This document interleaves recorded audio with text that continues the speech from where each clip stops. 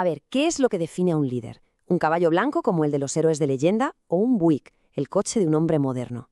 Esta es la pregunta que nos lanza de entrada la hija de uno de los políticos más importantes de la historia de Colombia, Jorge Eliezer Gaitán. Y ya el título de sus memorias nos lo dice casi todo. No vamos a hablar de un mito lejano, sino de alguien mucho más cercano, mucho más real. Y es que esta comparación, claro, no es casual, es potentísima. Nos mete a Gaitán de lleno en el siglo XX. Él no es el libertador a caballo, esa figura que vemos en los libros de historia. No, es el hombre que se recorría el país en su piuk. Un líder tangible, conectado con su gente y con la tecnología de su época.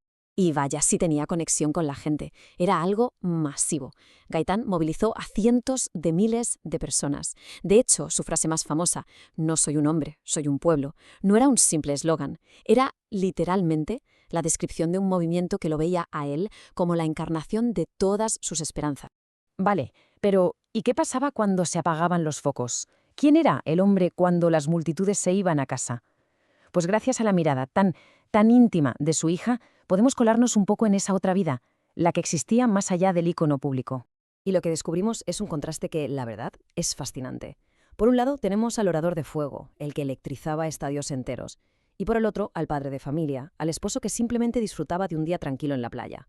Son las dos caras de la misma moneda, las dos facetas que definen su historia. Es que en la intimidad es donde los pequeños detalles lo cuentan todo, ¿no? Su hija lo recuerda, pues fíjate, como un bailarín estupendo de porros y boleros, un apasionado de la música clásica de Sibelius y Beethoven, y hasta un gourmet al que le encantaba hacer su propia pasta con una máquina que se trajo de Italia o preparar él mismo la vinagreta. Son esos gestos los que le ponen carne y hueso a la figura histórica. Pero ojo, que incluso en casa esa intensidad suya era de leyenda. Su propia cama, que no tenía cabecero, no era un sitio para relajarse y leer, no. Era una herramienta casi, solo para recargar las pilas y seguir. Un reflejo brutal de esa disciplina y esa energía que lo movían en todo momento. Y toda esa energía, toda esa disciplina, tenía un motor, un eje central que lo conectaba todo, su vida pública y la privada. Su auténtica obsesión por educar. Es que para él, cualquier momento era bueno para enseñar. No era un papel que interpretaba, no. Según su hija, era su pura esencia. Educaba a las masas desde un escenario, sí, pero también educaba a sus amigos, a su familia, a cualquiera que se cruzara con él. Y esto se veía en las situaciones más del día a día. Su hija cuenta unas anécdotas increíbles. Por ejemplo, que podía interrumpir a un amigo en medio de una conversación para corregirle un error gramatical, o parar a un desconocido por la calle para explicarle por dónde debía cruzar, o la famosa anécdota del restaurante, cuando se levantó de su mesa para enseñarle a un joven estudiante cómo se enrollan los espaguetis en el tenedor, tal como él había aprendido en Italia.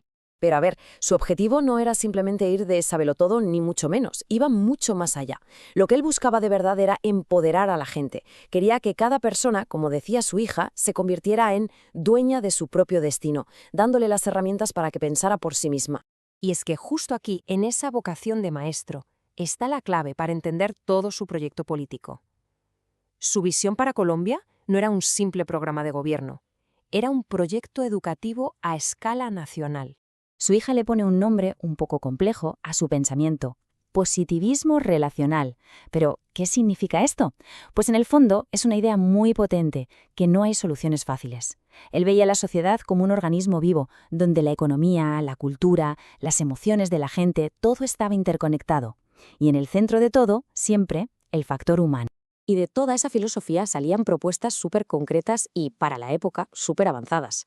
Hablamos de cosas como la reforma agraria y la función social de la propiedad, la igualdad total de derechos para las mujeres, o acabar con esa distinción tan humillante entre hijos legítimos e ilegítimos.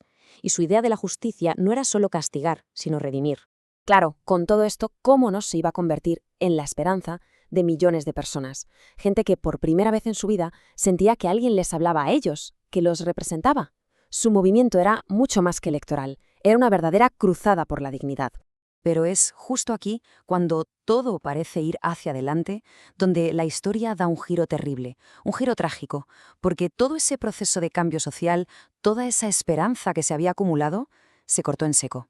Fíjense en las fechas. En febrero del 48 lidera esa impresionante marcha del silencio contra la violencia política. Y solo 2 meses después, 2 meses, el 9 de abril, lo asesinan en pleno centro de Bogotá. La reacción fue instantánea y devastadora. Una explosión de rabia, de dolor, que literalmente incendió la capital, y se extendió por todo el país en lo que se llamó el Bogotazo. Es que ese día no solo mataron a un hombre, mataron un proyecto entero. Las balas no solo le quitaron la vida a él, destrozaron la esperanza de toda una nación que sentía que el cambio, por fin, estaba a la vuelta de la esquina. Y creo que nadie lo ha expresado mejor que su propia hija. Esta frase condensa el trauma no solo de una familia, sino de toda una generación. No fue una derrota política más, fue, como ella misma dice, el robo de un futuro. De hecho, la expresión que se usó para definir la época que vino después lo dice todo: un país descuadernado.